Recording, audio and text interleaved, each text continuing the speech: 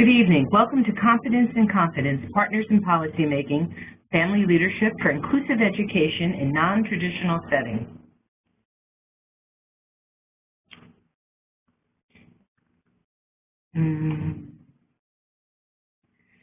Tonight's webinar, Community Connections, Enriched, Engaged, and Included.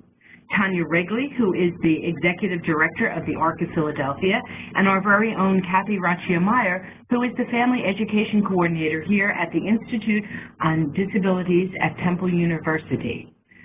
Let me tell you a little bit about C2P2 Family Leadership. As I mentioned before, Competence and Confidence, Partners in Policymaking, which we shorten to C2P2.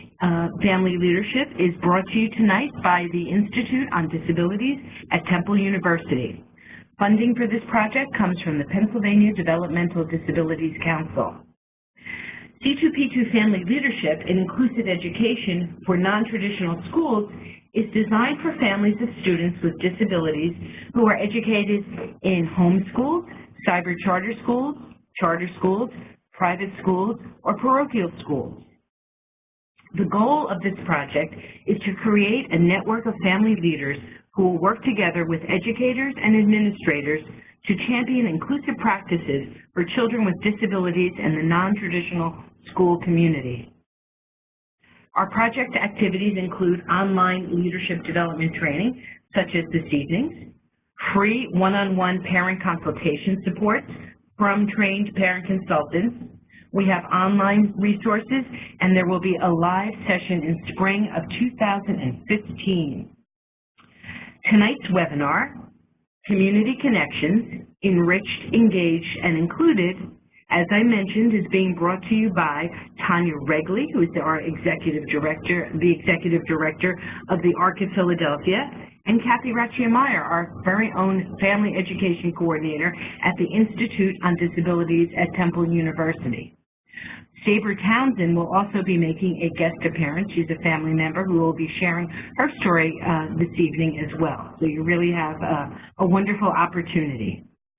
I wanted to tell you a little bit about some of the archived webinars that are available on our website. Teamwork for Success, the Parent Professional Relationship, had guest presenters Linda Carmona Bell and Diana Neary of the Pennsylvania Education for All Coalition, which is known as PEAK. It's a wonderful session all about how to work with your child's team for having good success and having your child really excel at learning and having a wonderful, creating a wonderful relationship with the professionals on your child's team. Another webinar that we have, Your Child's Rights, Learn the Laws and Rules to Support Your Child's Education, with our guest lecturer, Maura McInerney, who is an attorney, actually a senior staff attorney with the Education Law Center. You'll see right below on your screen the live link that you can click to get right to our website, so you can access 2 of those webinars. Other webinars that we have that are also on that same website is supporting all abilities of students learning together. Diane Perry, Karen Salomon, and Natalie Wieters of the Pennsylvania Education for All Coalition, PEAK, were our main speakers for that session. And our other session that is available on our website is Creating a Vision for Your Child's Future with guest speaker Tim Grusel, who is the Director of Quality Enhancement Support Team in Sinking Springs, Pennsylvania. Future webinars, very important. Until November 15th, we have open a link where you can go on and SurveyMonkey. You'll see the reference right below, and you can vote for what kind of topic you would like to have us present on with this project. Some of the potential topics you'll see right on the screen in front of you right now: safety, what accommodations are. You may want to learn about specially designed instruction, self-advocacy, understanding evaluations and regulations, any of those topics, plus another one. Many of you may be looking at this archived session after the SurveyMonkey is closed. You can always contact Cathy Roccia-Meier, whose information will be posted at the end of this session, to express your opinion as to what kind of webinar you would like us to present in this program. So, a live session will be held on November 8th at the Pennsylvania's Education for All Coalition, the annual inclusion conference, We're All Better Together. You can look at that archived event at the Pennsylvania's Education for All website, which is listed below. And we would love for you to pencil in these dates in your calendar, because our next webinar from C2P2 Families as Leaders will be on Wednesday, February 18th, 2015, as well as Wednesday, March 18th in the next year. We will be doing, as I mentioned before, a spring C2P2 Family as Leaders live event. It's going to be occurring sometime in May. We will keep you posted as to when that will happen, and we want to let you know that once you sign up for one of our webinars that we do, we will have your address and we can send you that information. But it'd be great if you could just jot those February and March dates down. I also want to highlight that one of the wonderful services that the DD Council Funds allows us to do with this project is providing to families a one-on-one parent consultation. This is free of charge. There's no cost to you, and these are trained parent coordinators who are work for Pennsylvania's Education for All Coalition. And again, this free service is available to any family who's participating in C2P2 Families as Leaders training. All you need to do is request guidance, and technical assistance can be offered to you. The PEAK consultants can assist you with any of the following. You may be interested in locating resources and supports. You may want to have a clearer understanding of your child's rights. You may want to use these folks to help you review your child's individual education plan or his or her evaluation report. These are all trained family members who are very familiar with these areas and can be of great assistance to you. Another idea you may have is strategies to support your child's inclusive education. Some suggestions and ideas that you may want for accommodations. And in some cases, you may request, in any case, but sometimes a consultant can go with you and attend an IEP meeting for transition, either early intervention or a secondary transition. So it's really a wonderful service that we're offered, and support can be offered in person, over the phone, or by email as needed. So what you need to do to request a parent consultant is to go to our project website, which is listed below, disabilities.temple.edu/leadership/C2P2family.SHTML, and complete a form, and someone will get back to you with a consultant. Another wonderful service that we offer is some online resources. We have a Facebook page.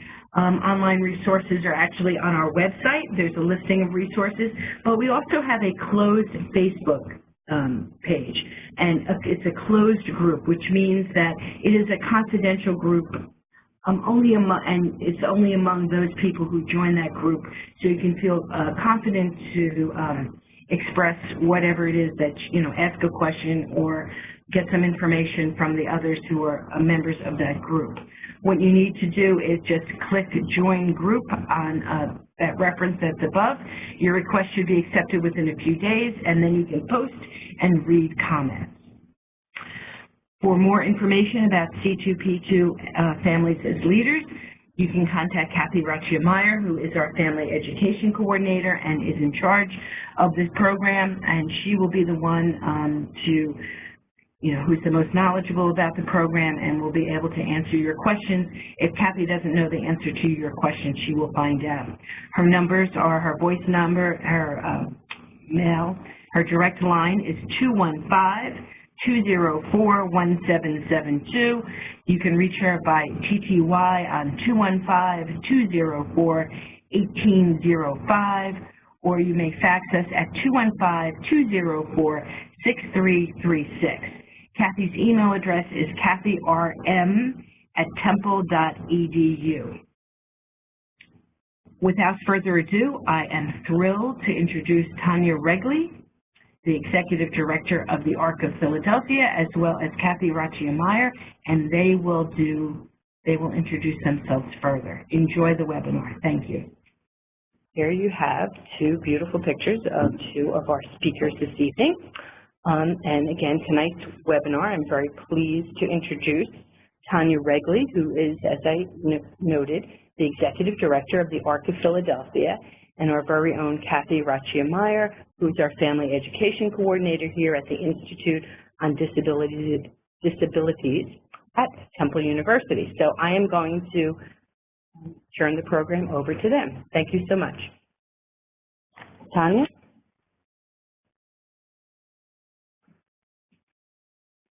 Good evening, everyone. My name is Tanya Regli, and I'm thrilled to be here talking about this topic.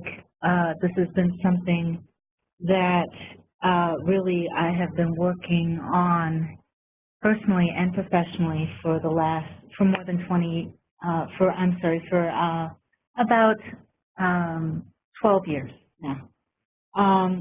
If we look at you see a little blurb about me. My background's in advocacy and social work and social policy. I've also been part of starting parent groups for my own school district and working very closely with parents in Philadelphia as well. I live in Cheltenham, and that is another area where we've been working very hard for inclusion. Good evening, this is Cathy Roccia-Meier. I am, as I said, the Family Education Coordinator at the Institute on Disabilities. I have a 17-year-old who has a disability. I've been very active both locally and within the state, advocating for my son as well as others. I've been the past chairperson for our local Right to Education Task Force, and I'm a current member of the State Special Education Advisory Panel. I do see one question that we're waiting on, and I just wanted to add a quick answer. The question is, the student is attending a VOTEC school. He's been offered a co-op working program in his field, and the school has said that they will drive him there, but he will need to get his own transportation home. The question is, as long as he's in high school with an IEP, shouldn't the school also transport him back home? The simple answer is yes, they should. It should be listed in the IEP, and then they will have to comply to that requirement.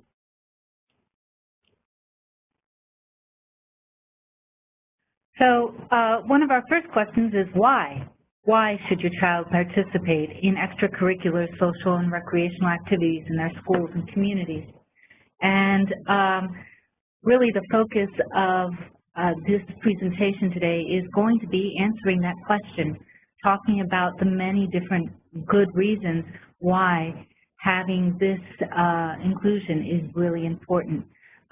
It is not only building opportunity, it's building the future for each child.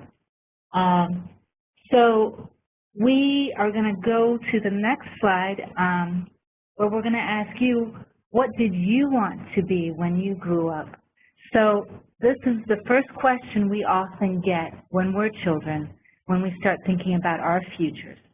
And so we're going to do a little bit of an exercise, and this is really about oftentimes what causes us to have community engagement is we start exploring and thinking about what we want to do, whether it's dancing or taking an art class.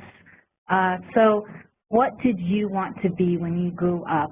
You can go up to, and actually this is going to be fun, we go up to the text box here, we go to the whiteboard, and then we go to the text box, text tool, and click that, and you can actually write And here you're going to find out, and you can even choose a fun font for yourself. Here, I'm going to go with green. And you can write. Just choose a space somewhere on this whiteboard. Awesome. I'm getting great ones already. And then click away from it. Click over to the side, and it will enter it. So we have nurse, teacher, writer, dancer, ballet. Any more? Everyone can do this if you like, except those on the phone. Artist, great, thank you. Social worker. So these are all dreams we had as kids. Oh, cool, 2 social workers, awesome. And this component is really a doctor. Okay, let's put doctor here. All right, click away. And are really the beginnings of starting to explore what we will be and how we will be included in our community. Oftentimes, we forget to ask these questions of our children when they have disabilities. So we're going to look at the next, do I just go forward? We're going to look at a video now called When I Grow Up. And we're going to hear a little bit from the kids themselves about what they want to be, what they want to be when they grow up, and why it's important. Give us a moment.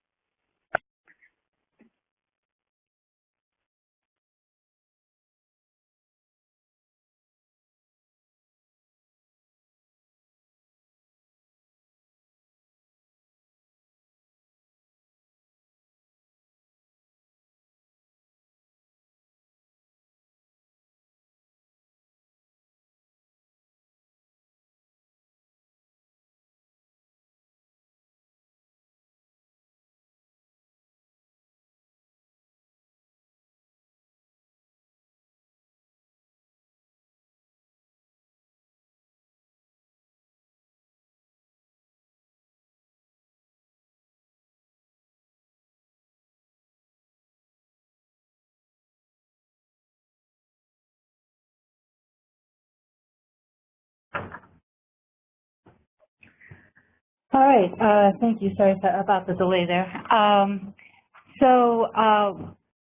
Some very wonderful things are really said in a very fun way by the children in this video. And some of the really main components of what we're going to be talking about this evening in terms of exploring and understanding what your dreams are and what you want to do in life.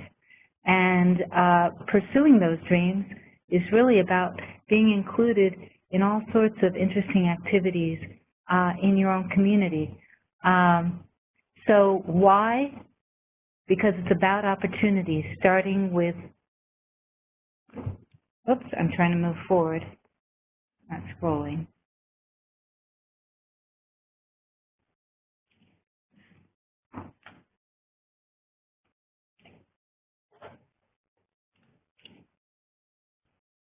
There we go, sorry about that.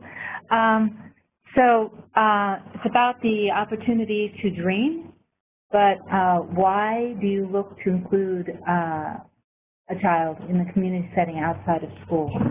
And there's a lot of really fabulous reasons. One of the main ones being social connection. There has been all sorts of studies, and here I give you a couple links that you can look at your leisure, about how important social connection is to happiness, to health, to long-term living, to just so many things that we don't even realize. Social networks really give that. It's a safety thing. It's all sorts of different ways of helping us get the supports we need to live a successful and full life. And why active citizenship? This is also another reason that being included in the community is very important. Being an active member of deciding and helping to make choices in our community really gives us a chance to practice some of our dreams, to build capacity, and to explore in a voluntary way all different kinds of possible jobs. So that's another reason why being included in things like volunteering at your local Y, doing service projects on Martin Luther King Day, being part of your church, those are all really important components of being an active citizen. And here we have a picture of one young man working to, happens to be my son, working to actively get out the message of the importance for youth to be employed in paid jobs in high school. And I can tell you that this was a recent experience we had, and it was tremendous in terms of his own confidence levels. He has at times in his life struggled with the feeling that he's always being helped and that he's not helping. And here was a chance for him to be an active citizen and to do something that made him feel like he was helping others. And it's a very powerful thing to do with your child. And this is Cathy speaking now. Another reason why is additionally having your child participate in a variety of activities is beneficial to all children, not just those with differences.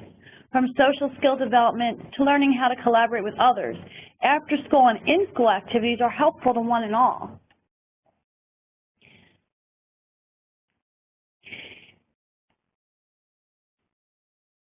Sorry for the pause.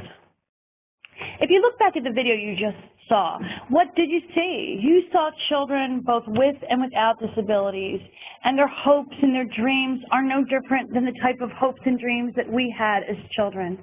It's the same as the typical children that we work with all the time. So this is all about getting children the opportunity to participate in all the activities that all children get to experience as part of childhood and life. and that's about both in school and out of school time. Also, these opportunities mean even more to our children as they age. By trying out various activities, we can learn our children's hidden talents and skills, and that is so important. Being part of the community, making friends, building relationships, it's only the beginning. These experiences can help point them to future career paths, passions, and hobbies. This is a picture of Jessie, who has participated in hippotherapy, but is actually also a horseman now and enjoys working with horses. And this is a great time to refer back to your child's vision. If you haven't done this yet for your child, I can't recommend it enough. You can see the full webinar on this process on our site. But to briefly explain, you look at your child's interests and desires, and then you can build a path for your child's future, for both non-academic times as well, because they're equally important.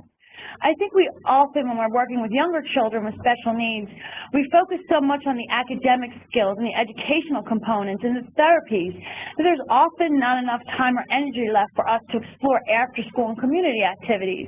I mean, let's face it, as parents, it can be exhausting. But we need to remember the whole child and build on those strengths so our children can feel success. And not always spend their days working on what's hard for them and not what's not helping. We want to help them build the feeling of success. So as I mentioned, my son is 17 years old right now, and I would like to share some of my journey with you. And for those of you who have younger children, I have to say time goes by so quickly. In my mind, my son looks exactly like that right now. And over all these years, we've had both positive and difficult experiences, but they've all led to help mold my son into who he has become. His life has been enriched because of all the various experiences he has had. I mean, we've spent an incredible amount of time in activities.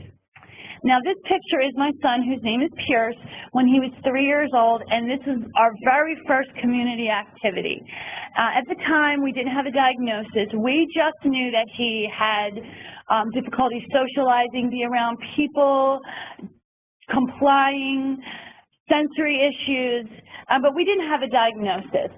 So we felt the best thing to do was bring him into the community, and this was a jamboree activity. And I very vividly remember dragging him around that circle and telling him how much fun he was supposed to be having and how much fun he was enjoying. And the experience was a little bit difficult. However, it was obviously not the best choice, but I really didn't know my son's needs at the time and what it would take to help him be involved. So that's why I recommend utilizing a vision. This was one of the tools that I used to figure out what would help him, what he enjoyed, and what he needed. The nice thing about a vision is it helps you focus on what's important for your family as well. Another important tool in helping your child being included is knowing your rights.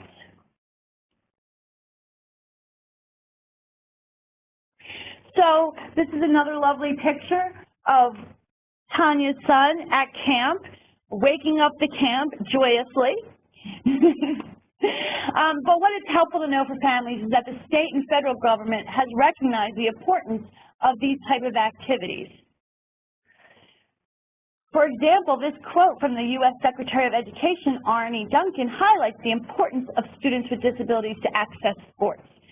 This picture is of Mark winning many medals through Special Olympics. In addition to sports, one of his hidden talents that has been found through various activities is art.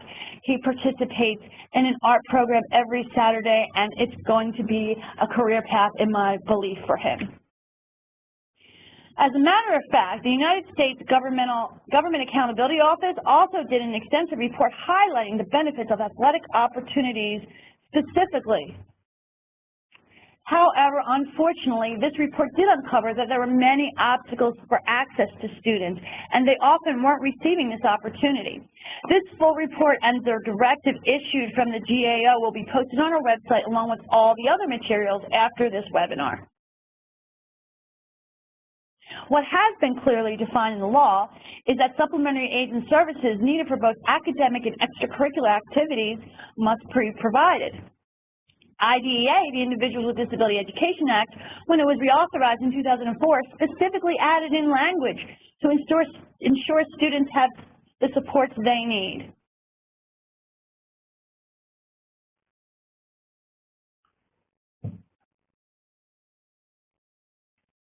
We've included here the regulations that specifically address this issue for your reference. And this slide actually defines some areas that can be considered non-academic and extracurricular. The takeaway message here is that students with IEPs can have this addressed within that document so that you can ensure that your child receives those services. Also, the regulations also link this right to non-academic and extracurricular activities to the right to inclusion. And that inclusion is not limited, of course, to the educational day. And here are the list of some of those non-academic services and extracurricular activities we mentioned. This is a picture of my son, Pierce, with his violin teacher, Mr. Jones. Going back to Pierce's vision, one of his strengths and interests has always been music. As early as preschool early intervention, we pursued mediation to receive music therapy, which helped him learn throughout his elementary school years, and music was used as a tool. When the music program was established, myself and other parents advocated for the school to include all our students in the program, including the students on the autism spectrum. We worked together, and the children took 1 year of violin lessons and other instruments as well, and then repeated the same year of programming because Mr. Jones felt they could benefit from extra assistance. And the result for my son was wonderful. He learned to read music, he played in the school orchestra, played with a quartet from the Philadelphia Orchestra, was accepted into a music program offered at Temple. Several of the other boys moved into community performance groups. Some enter special admission high schools for music programs. Other boys have really made an enjoyment for themselves through that as well. Choir was the most delightful outcome when those with limited languages were able to perform and shine when many would not have thought it possible. The after-school keyboard club offered a challenge with transportation. And here is an area where we work with the school. Obviously, we could have demanded transportation, but we chose to have a parent carpool so the boys could participate. And over 7 years later, most of those boys are still friends. And another part of your legal tools that you can use and should be aware of is that students without an IEP also have a way to address extracurricular activities in school activities through a 504 accommodations plan.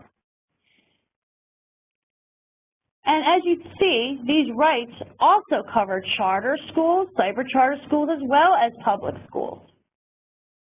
And that's due to Section 504 of the Rehabilitation Act of 1973, which applies to any organization that takes public funds.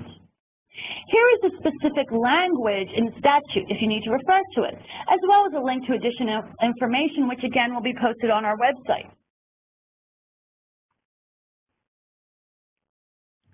It's good to know that 504 rules apply to private schools as well, but they are less stringent. The required accommodations are not as expansive as in a public environment. But remember, working with your school is the best option. Many schools and programs will go above and beyond the requirement and often really want to support your child but may not know how. When you come in with the techniques, suggestions, and openness to make it happen, you may be pleasantly surprised. So for public schools, charters, and cybers, basically our children must receive access. But there can be a requirement for skills. For example, if you have a hearing impaired student who wants to participate in football and they can't hear the whistle blow from the referee at kickoff, you can offer them a visual cue. For example, I believe it's the kicker that raises his hand right before the kickoff, so you have a visual cue. However, that same student would not be required to participate if they were not able to achieve the skill level required for the football team. This differs for students with IEPs, in which if they are not able to participate in a program based on skill, the district or charter school or cyber charter school will need to develop a program that allows those students to participate in activities. And here is another reference document for you as well that you can look on that will give you all that information that you can share with your schools and programs. Of course, the most complicated part is how do we now include our children in these opportunities.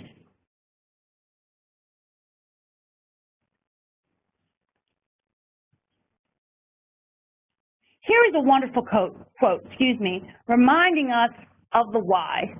I hope you can take a second to take a look at this quote.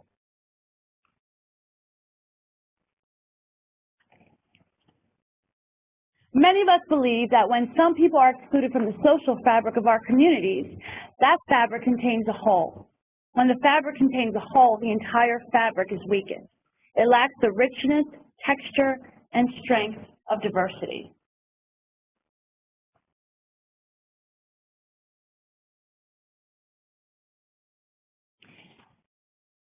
And as a reminder, right here, is that we're all better together. And now Tanya will continue with some additional tools.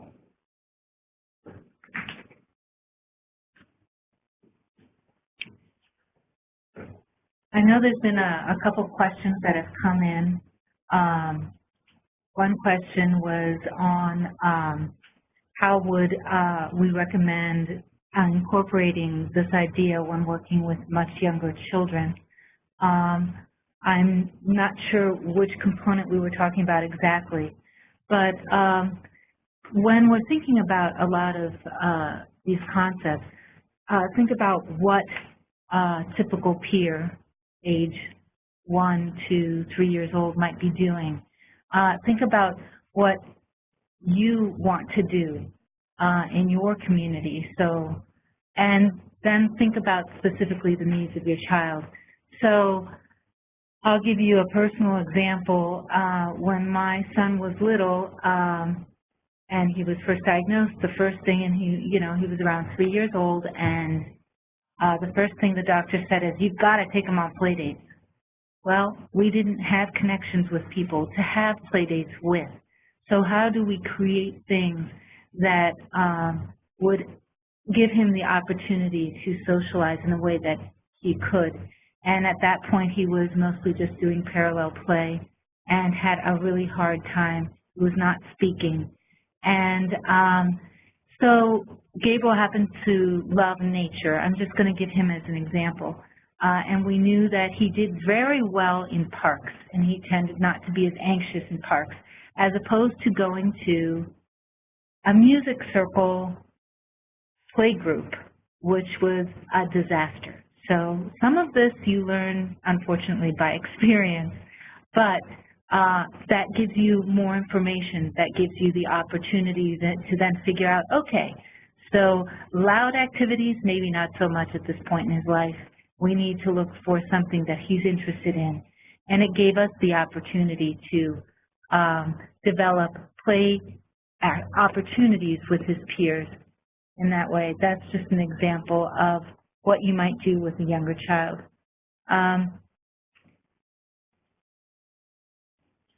Okay. So let's move on to the checklist.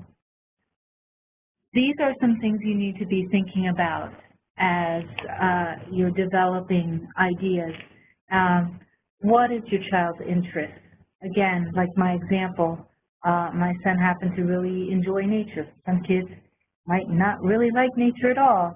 Some kids might be really attracted to music. What does your family enjoy doing? So what are the natural supports around you? What is it that you're already inclined to do as a family? Which institutions do you actively participate in? And do they embrace inclusion? And this is really exploration. You might already have relationships with institutions and organizations that you can build on. Where do you have friends or family that can help make connections? So sometimes you are so isolated from the community around you that you need to reach out to the people you do have in your life to start making those connections. Are there any other organizations or sources of support? So that's really where perhaps you don't have family and friends you can really work with. There are organizations such as the Arc of Philadelphia, your local Y, your local community center that may already have programs and resources. And connect with others and successful models. And in some ways, this presentation today is about that connection. I always learned more from other parents, oftentimes sitting in a waiting room for occupational therapy or some other activity that helped me connect and help us connect our son into our community.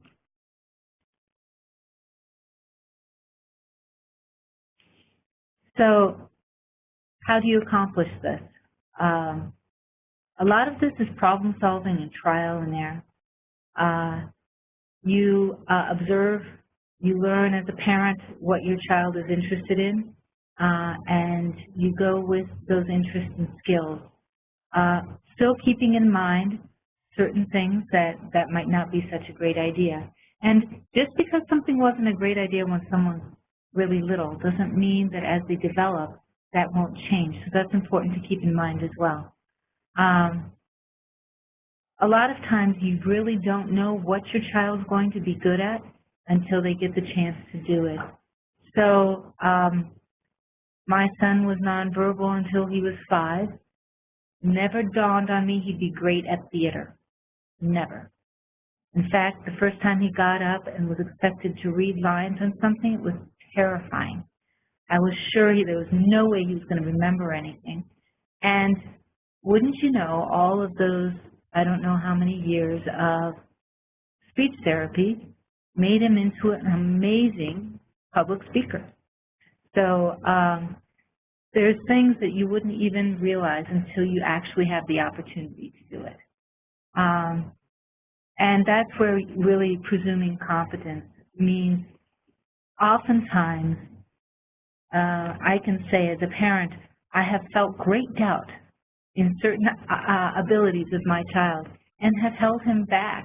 And I've had to fight against that, belief, oh, he couldn't do it before, he's not going to be able to do it now.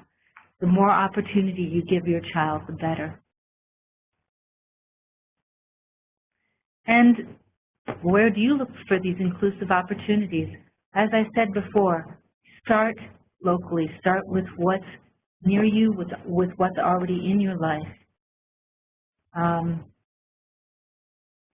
Start with some natural priorities for your child and your family. So if a lot of this can be about trying to find ways for socialization, if that's important for your child, or for physical exercise.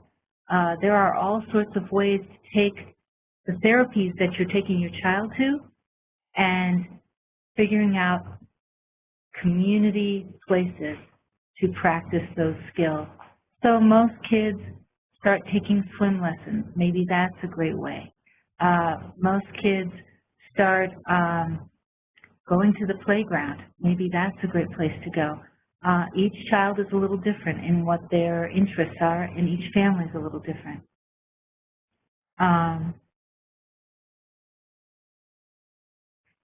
I do encourage you not to choose things that are really far away, mostly because, first of all, when you do something close, it increases your chances of meeting other people who are in your community. And the other reason being, I know I used to travel great distances for certain things thinking that they would have wonderful outcomes, only to find that there was something around the corner that would have really had the same impact. And we're tired enough. We have enough on our plates oftentimes trying to juggle everything. Again, community and recreation centers, places of worship. There are so many things in your community where you can go and so many opportunities. And we can help you connect with those too. And learn from other families and always from their successes, because there have been certainly plenty of things that haven't worked, but there's also been plenty of things that have worked.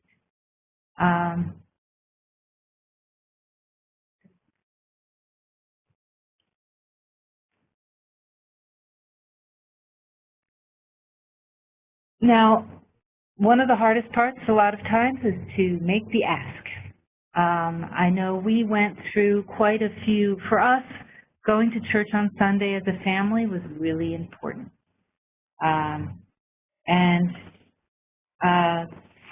We tried on for fit 4 or 5 churches.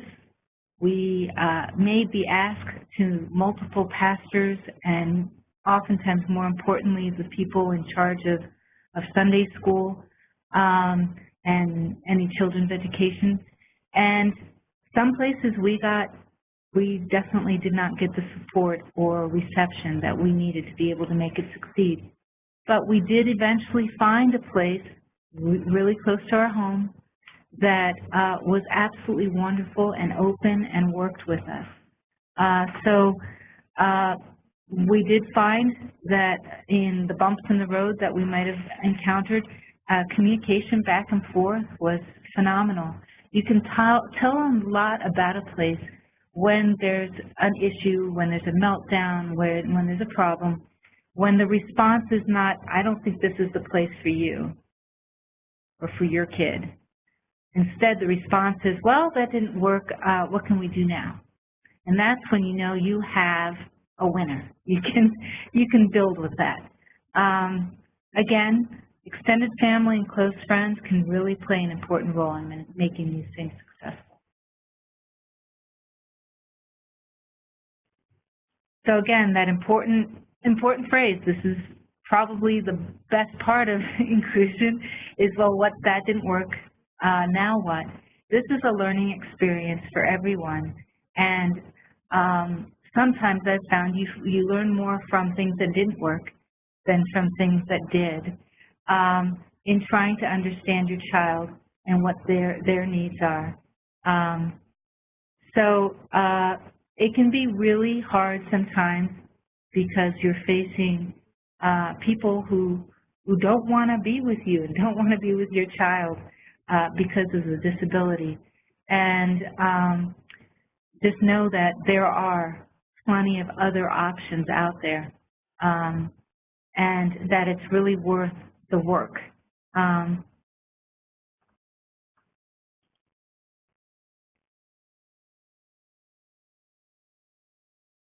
we go. What should we try next? And when you problem solve in these inclusive community settings, you're really also problem solving for the future. All of this is information that you can use in school, in the workplace someday.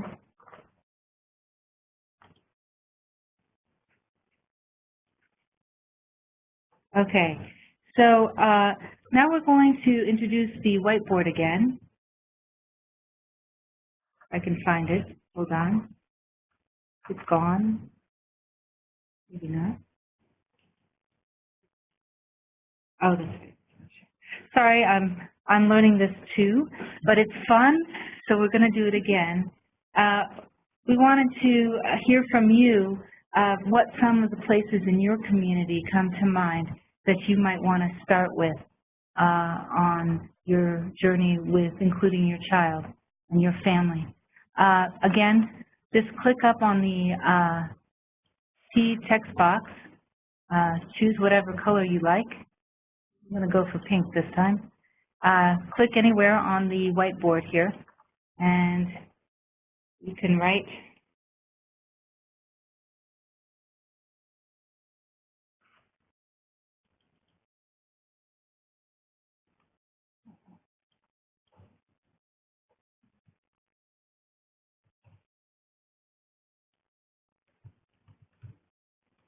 just click right on the anywhere around here and write what comes to mind for you, and share that with all of us.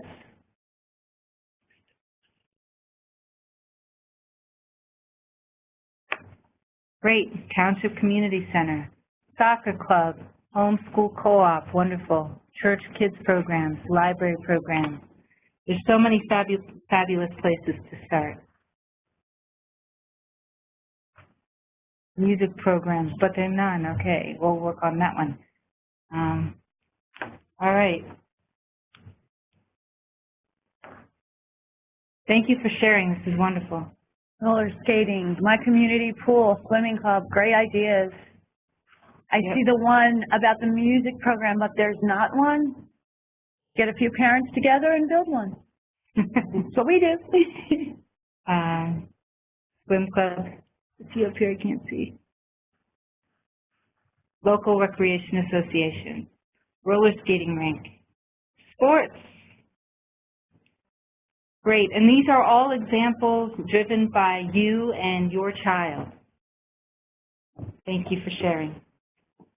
Great, and this is Cathy again. So the answer to this where is everywhere. There's specialized programs, there's inclusive programs, there's school-supported programs. We did mention recreation centers and YMCAs, places of worship. There are so many options out there. It's good to remember, though, the culture of each program in each school is so different. So your experiences will be different in each one as well. How to accomplish this? Again, we go back to your vision and knowing your child and looking at many different factors. And I did want to quickly go back to the earlier question about talking about a younger child and the vision. You know, clearly, even if you have a really young child, a toddler, a baby, they really do express things they like and they don't like. You know, if they're covering up their ears in front of a music entourage, music players, you know, and they don't like the sound and they're getting away from it, that might not be the type of place you want your child in. It's looking at your child's cues, and sometimes it's trial and error. I certainly have enrolled my child in programs that we thought were the perfect place for him and quickly found out it was not. So that's for all children, typical children as well. So, you know, we need to learn from the good and the bad. And the right match. So one of them is the right activity. Is it going to be a physical activity? Is it an art or creative activity? Will they enjoy it? Do you think that they will enjoy it? This is a picture of my son Pierce after receiving the game ball in football. Pierce had issues with following directions, emotional issues when the team didn't win each time, self-confidence issues with his athletic ability because that's not his forte, and many thought he couldn't do it. But he had wonderful coaches at our local recreation center that included and supported him. He received the game ball because people thought he wasn't able, and he was called the secret weapon. He got the touchdown, winning the game. The nice thing was that when he went to his high school interviews, he ran into some of his old teammates who greeted him and welcomed him. That would have never happened if we didn't take on the struggle to include him in this program. The right philosophy. Our experiences in community programs and schools are very different, as I've said. This is a picture of my son after winning many medals for Special Olympics swimming. Special Olympics, for example, believes in competition, teamwork, respecting team members, building independence. When my son was younger, he worked better in organizations where everyone was rewarded with a medal or an award because he got very upset when he wasn't one who would win. One of the things that changed with Special Olympics is as he got older, he became more competitive, and it motivated him. And he learned more independent skills, so this became the right philosophy for us. And then I'm going back again to our vision, which I would like to mention changes over time. So what seems like the right activity at one point may change as your child's interests change, as his lifestyle changes, as he or she just expands their opportunities. Pierce also got to travel across the state, meet other people, and made many friends. The right match with the right structure. That's another important thing. Matching, again, your individual child and their needs. Some children need very tight structures. They need to know exactly what to expect, when to expect it, how it works. Others flourish in a more relaxed atmosphere where they can be creative and they can move around. You know, you might be surprised that you can find the same activity, say a sport or an art program, And the same activity, depending on who's running it, one may have a very structured routine and the other may be very loose. So it's, again, looking at your child, understanding what they need, and finding the program that best meets them. And remember, it's trial and error. It may not always work. When my son was younger and he was 3 and 4 and 6, even, when something didn't work, it felt like the end of the world. It had to work. As he's aged and we've been through this road for a long time, we've realized we're going to have the bumps in the road, but every one of those helped get him to where he is, and it also helped improve his abilities and opportunities. Another thing about the right match is the right staff. It's essential. Are they willing to work with you? Will they listen to your concerns? Do they see value in your child? Do they have the training or background? Or are they just willing to learn how to work with your child? I go back to Pearson football. His coaches believed in him and made the needed adjustments because they were willing to work with us. And the right time. Are Saturday mornings a good time for your child? Do they like to relax and sleep in? Then waking up early in the morning might not work. Is the activity in the evening too late and causing stress because the homework's not getting done? And think about the practical logistics as well. If you have to cross the city to get around for an hour and it's rush hour, it's going to be a concern, and your investment in the program may not be what you would hope. I'll use another example, time of life. When my son was in gymnastics, he was 4 years old. There were a few boys and several girls. It was a very physical activity. It got a lot of energy out. He got to socialize in a routine structured program. He performed at the Annenberg Center at the University of Penn, but as he got older, it wasn't the appropriate place for him to be with the boys diminishing, and he was the only boy left, and he didn't feel comfortable anymore. So it was no longer the right place for him. So things changed. It was a wonderful program while it lasted, but he did move on to other events. And the right location. As I mentioned, is it too far from your home? Are you spending more time in the car than participating in the activity when you would be better working in your community and having other opportunities? I've certainly experienced that as well. Also, what about the environment? Is it accessible? Is it an area that is too distracting for your child? Going back to your individual child, is your child inside a gym? Is the lights and the sound so distracting that they're not able to participate? Well, then maybe you need to take that sport and look at it as an outdoor opportunity. Well, perhaps you have a child who has elopement issues. If that's the case, maybe that outdoor space would be a problem. So again, you have to match it to your child. For my son, he had a huge fear of bees, and some spring activities just did not work well for us. So as I said, my son is 17 now, and we have tried countless activities. You can see the list of them. I've talked about some of them. I'm mentioning soccer. I do list that we did 2 different types of teams, but the more I thought about it, we actually did 4 different types of soccer. And I spell that out because they were all so very different. One was an indoor environment where my child spent more time wrapped up in the goalie net than he did blocking the ball. That was much more interesting to him. He was also in another soccer program that was very competitive for all children, and it was very important that they would win and move on to finals. It was, with his athletic ability, it was not a good location for him. The third soccer program was very unstructured, and they did lots of practice but never played games, and that made my child very dissatisfied. The fourth soccer program was the one that worked for us. It was more structured, but it was indoor. They did play games, but they also worked at skills. So it might be the right activity, but you have to match all the little details. I talked about, as I said, many of these. Look at karate. There's one other issue that we didn't bring up. Look at the mix and group of children. So for karate, it should have been wonderful. It was the right structure, it was the right location, it was the right staff, but the group of children did not mesh with my child. It was on the verge of bullying, so it was not a good location program for him.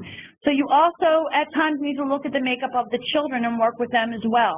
Again, going back to gymnastics, as he aged, he no longer felt comfortable being the only boy in that activity. See, we also talked about basketball, Boy Scouts, another wonderful program, which was a very long distance from my house during rush hour, and it was another logistical problem. Great program, there was an issue. I've talked about many of these. The National Constitution Center, I have to say, was one of our best opportunities. My son's favorite interest is history and justice. So to be able to participate in the hands-on activities in an area where he likes was a great program for him. Now, other children might work better in a sports environment or a creative art environment, but this was, it was developed just for him. The experience really made a difference in his life. He talks about it to this day, and he had the opportunity to read the part of the independent Constitution at the 4th of July Welcome America celebration due to his activity there as well. This picture is my grown child, who is now 17, participating in the I Want to Work campaign, which makes me so happy that he's advocating for himself and moving further with his career interests. And next to him is his best friend, Marcus, and my second son, who had one of the children he met through that keyboard club actually earlier, that they're still friends today. And now I'm going to turn over the presentation to my good friend Sabre Townsend. And I would like to add one thing, another benefit that we didn't mention, as Sabre is a good friend of mine, and we spent many, many hours in activities with our children over the years, that being with the other parents to support one another, to understand the walk we walk, has been a great benefit to me as a parent, which is an additional benefit that comes with including your children in these activities. Hello, my name is Sabre Townsend, and I'm the parent of a now 17-year-old who has received special education services. And while you may not notice it by looking at him, he also has some fairly complicated physical challenges as well. I'm not going to refer to those pictures that you see as before and after, because to me he has the same smile. I'm active as a member of the Right to Education Local Task Force, and living in Philadelphia, I'm a part of the Philadelphia Autism Project, and I've also served on the Family Advisory Council at the Children's Hospital of Philadelphia. So talking about inclusive experiences, I realized at a very early age that my son loved music. He loved singing. He loved listening to the radio. I'd often mention that he was an old soul because there was music that would come on the radio that he would know the artist when that was just not possible. There would be a song that was out 20 years before he was born, and somehow he would know who the artist was and what the name of the song was, and often even some of the lyric when he wasn't particularly verbal. So what you see is a picture of him at his music lessons. And as it happens, in my community, there's a wonderful music school that's very well established, and they had and still have a therapeutic arts program. And while it may sound as though it is specialized, what happened was, because he was doing well as a part of the therapeutic arts program, that allowed him to see the other lessons that were being given and the other instruments that were there in that music school. As others have mentioned, it certainly is about finding the right fit. Other inclusive experiences that we've participated in with Brandon, that's a picture of him at his preschool. And something about that picture you may notice is that while the guys are hanging out with each other, Brandon wasn't always exactly appropriate in terms of social connection because he's hugging his other friend's head, but that's all right. I thought that was adorable. It was a typical preschool, and I had to help them understand some of his physical challenges, and they were very open to those challenges, as he did very well there in the preschool program. As he got older, in the summer, we enrolled him in a typical summer day camp program. This particular program was run by Methodist Services, and their day camp schedule was very long. There were some pluses and minuses to that. It started at 7 a.m. and it ended at 6 p.m. And by that point, I was definitely a working mom, so the hours were wonderful, but staffing was often a challenge, and I'm going to touch on that in a minute as to how we address some of those challenges.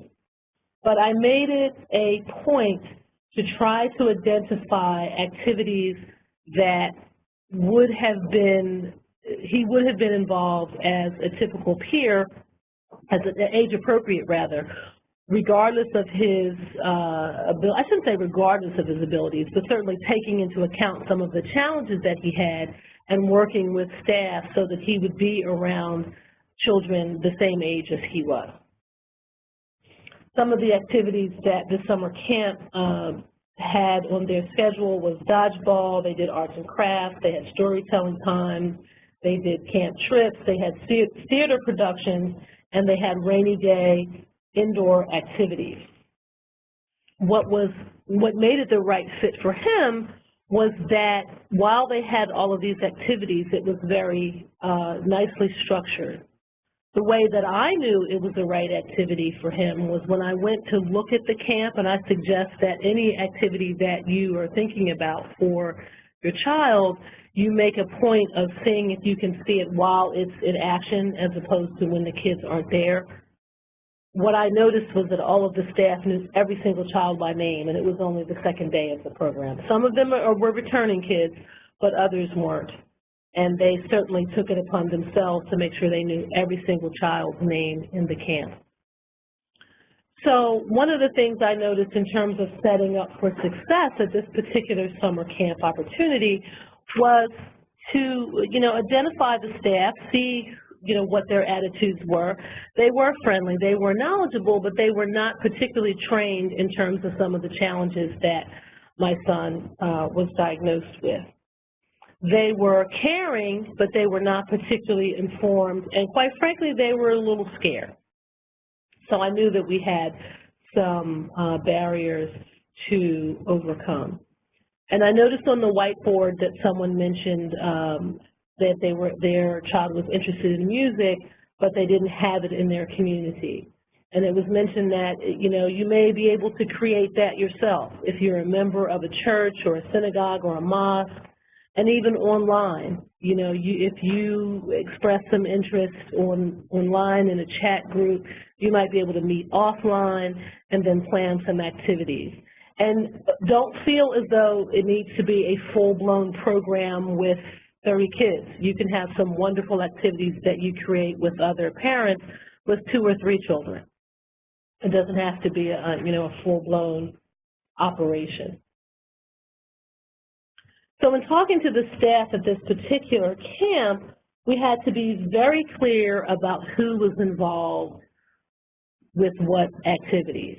As it turned out with my guy, he had some elopement issues, he had some fairly significant behaviors when he was younger, and he had a full complement of behavioral support staff. So I had to work out very specifically with the camp staff, the TSS staff, about who was going to be responsible for what sort of things happened, keeping in mind that we are still talking about a fun summer activity. I wanted to make sure that things were not punitive, that things were not thought of as punishment, and more so as helping him regulate his behavior and how to successfully integrate him in the sort of programs that happened on a daily basis. So in terms of problem solving, it's very easy for me to sit here and say, stay calm, keep calm, speak in hushed tones. Because sometimes in the moment you might get a little frustrated. But I certainly found it very helpful that I was the calm one, regardless of what had happened. And that's not easy. I don't say that that's easy, but I think it's very helpful. We had issues regarding transition times, staff reporting structures. I would always ask people to give examples. And so one thing that was happening as the camp opened at 7 and I needed to get to work, transportation was not offered. So I needed to bring Brandon to camp. and maybe there was transportation problems with his one-on-one. He happened to have a one-on-one, and she wasn't there yet. But I needed to leave for work. The good thing was that I trusted that my child would have fun and be safe in this particular setting, but they were telling me that I couldn't leave until the TSS got there, and that wasn't really an option. One of the reasons why I chose the camp was because it opened at the hour that it did. So I had to use an example. I said, well, if the staff has to use the restroom or they have to take their break, what do you do? So you can't, there has to be some way that you handle those sort of things, and we worked out those solutions. But I was very calm. I did not, lose my cool in terms of having to be to work, but I always laid out examples on how to do that. So the solution in this particular interest was to have a selection of favorite activities that Brandon liked to do so that he could be occupied for a period of time, also interact with the other children, so that if the TSS was out sick or there was some other change in staffing, the general staff knew to pay closer attention and check in more frequently, both verbally and visually, to see how he was doing. So my takeaway message, develop honest and open communication channels. Be clear about what you expect, be calm when things don't go as planned, and always be open to possible solutions for a challenge. In this instance, Brandon spent 5 years, I believe, 6 years actually, in this inclusive summer camp experience.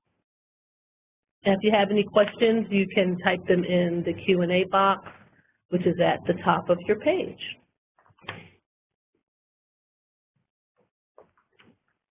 And now Tanya will be rejoining us. Hi, everyone. So I wanted to talk a little bit about my son, Gabriel. Thank you, Kapa.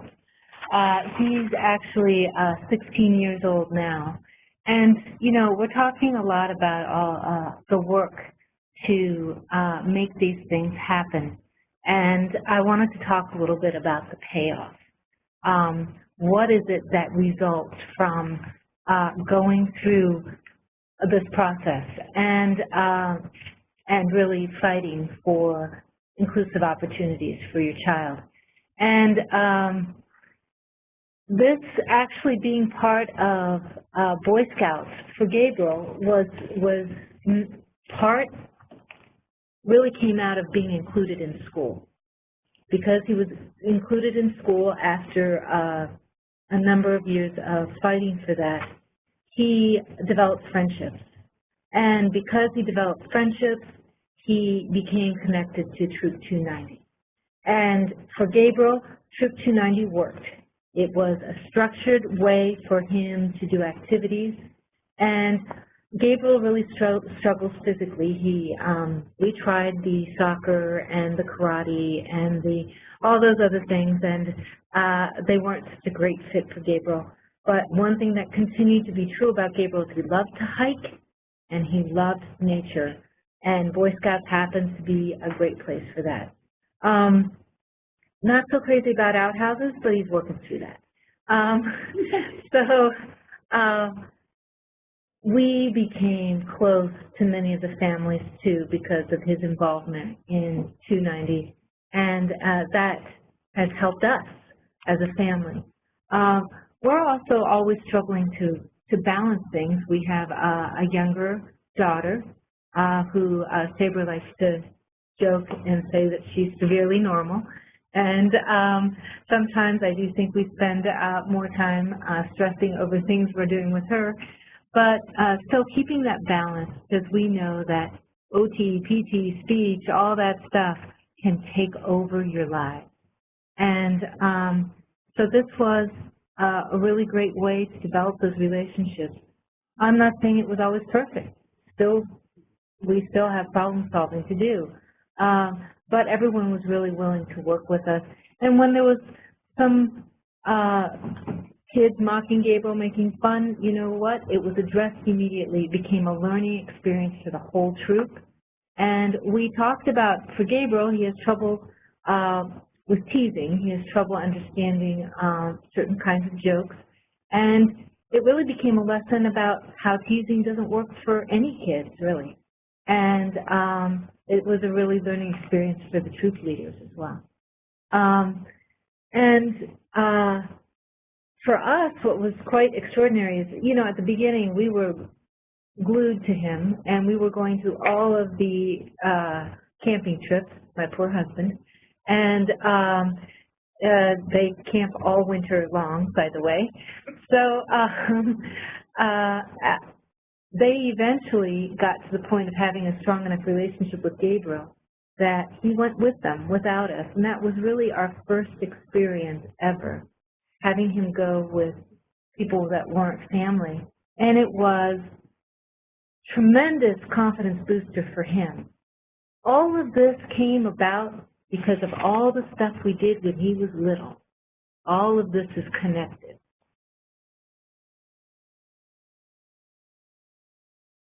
I did want to, I know there's another couple questions. Let me try. One question is, how did you go about getting the TSS for the camp program? Sabra, if you want to wheel yourself over here. Excellent question, and that's never an easy one-size-fits-all answer. And depending on what part of the state you're in, you need to work through your behavioral health provider. You need to make your case regarding what the behaviors are that your child has. And while I don't know what particular diagnosis or issues that your student has, you need to be clear, and a good advice was given to me about describing the challenges that our children have. You're always going to tell the truth about what those challenges are, but in terms of making the case for needing a one-on-one or a TSS, you want to kind of describe the worst day.